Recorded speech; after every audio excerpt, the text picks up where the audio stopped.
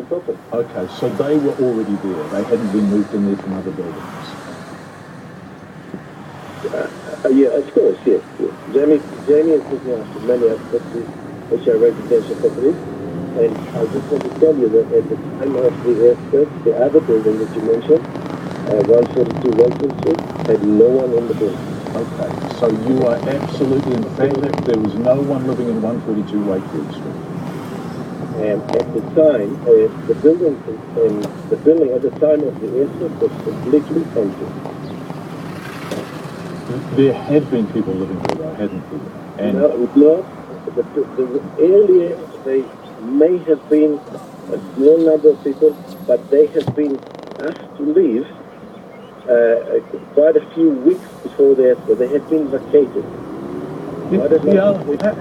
How often have you or Prime put people in office space and charged them rent for residential accommodation?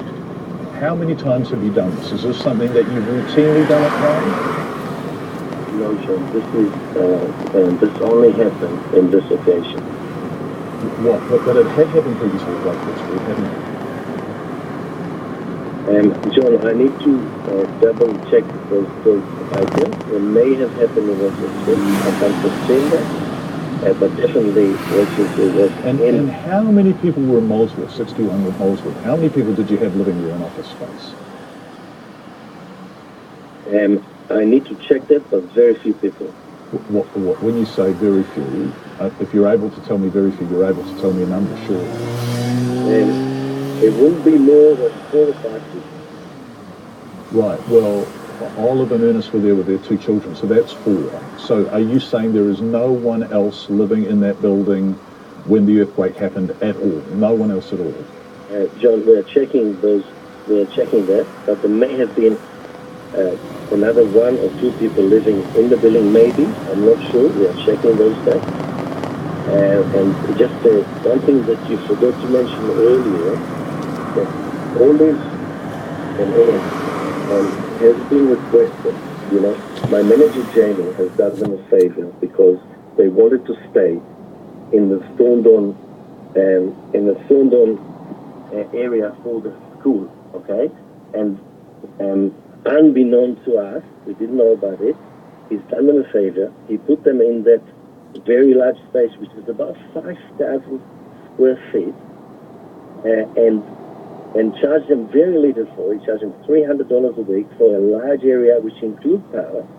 And I'm pretty sure they enjoy that occupation very much. They'd been given 90 days notice, hadn't they? Yeah. So they were living in that building because there was nowhere else for them to go.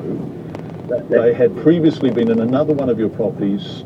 That property had to be vacated because of water damage. They went into 61 Molesworth Street, which was office space. Now, let's not get carried away with the philanthropy of accommodating people who had been living in one of your residential properties in office space, empty office space, with a toilet down the stairway, the exit out the back, and a shower on a different floor. I mean, you know, this is pretty basic stuff, Yal, and they had been given 90 days notice there. John, once again, you're interviewing yourself and not me, okay? We did not need to provide the family accommodation. We were trying to help them. The easiest way for us was to tell them, sorry. You had a tenancy agreement with them. You had an existing binding tenancy agreement with them that you had signed with them. They were in a property that was manifestly ill-equipped, not fit for purpose because of water damage and leakage. You moved them into office space. You had a tenancy agreement with them. You had a contract with them. John, once again, you are not interviewing, but you're putting your own opinion, okay? We were trying to help them. We took them, not me, my manager, without our knowledge, offered them a luxury apartment in Oriental Bay, okay, at the same rate, okay? And they declined to take it, but they were quite happy to take a very, very cheap option. Yeah, can you just, sorry, okay, that sounds great. The luxury apartment in Oriental Bay. Can you tell me what the rent would have been if they had stayed there? Can you, because I'd like to hear it from you. How much would they have had to have paid for that luxury apartment in Oriental Bay? Because I know the figure, Eyal, but I'd like to hear it from you. The rent that a manager offered them at the luxury apartment was the same rate they paid in the previous apartment, which was $570 a week, which was a very modest figure for that apartment. That was for the first 3 months, wasn't it? And then it went up after that, didn't it, Eyal? It never gone that way, and it was only a temporary option for them until they can find another accommodation. So he, out of his generosity, put them into Molson Street. He helps them. He paid for the delivery of the relocation of the goods. He took them to the supermarket in his car. He accommodated them. They paid a fraction of the rent that they would have paid otherwise. And it was only a temporary solution until they can find another place to go. And when they started to feel comfortable and didn't really want to go, he had no option but give them a notice to leave. And under the Act, you can only give them a notice for 90 days. But it was 1 month prior to the answer.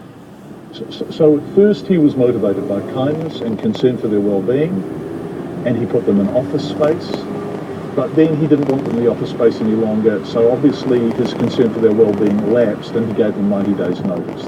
That's confusing, isn't it? Yeah. Can you see how you might be confused by those two different... John, you're very good at interviewing yourself. You're talking to me, you need to listen to what I say, and don't put words in my mouth. No, I'm not. I'm praising what you're saying. Yes, you are, John, and I hope... So either Jamie had given them accommodation... John, when you record my words, I hope that you won't manipulate it and record it in a very selective way. No, okay? I don't do that. No, that's not what I do. Well, let's hope, okay? He gave them a temporary option so they can find themselves another place to go. He was just trying to help them. And they simply didn't go. Nobody was forcing them. Okay, in your view, the apartment was uncomfortable. You have to go down to the shower, 1 floor to the shower. Okay, there's many houses that you have to go down 1 floor to the shower. I agree. It's not the best way to live. But nobody, we're not in Russia here. We haven't forced them to stay there. They could have left any time they wanted. And then when they refused to leave, he gave them a notice to leave. They had a tenancy agreement with you, didn't they? They had accommodation. They had moved into that accommodation. That accommodation had water damage and leaked. They had a tenancy agreement with you. The alternative that they were offered was an apartment in Oriental Bay, which was going to be $570 for 3 months and then $1,200 a week from that point on, which clearly Olive and Ernest simply couldn't afford.